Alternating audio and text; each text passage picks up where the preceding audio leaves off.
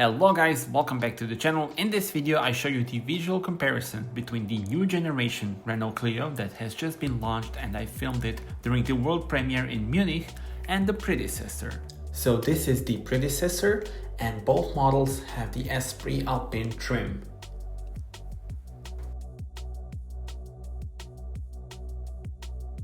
You can see that the new generation model has got the completely new design language, both outside and inside. Also big news in terms of powertrains is the new E-Tech full hybrid 160 powertrain on the new model.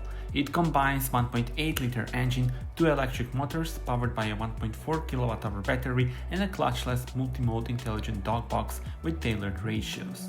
115 horsepower petrol is also available and 120 horsepower Eco-G version will be added to the lineup at a later stage.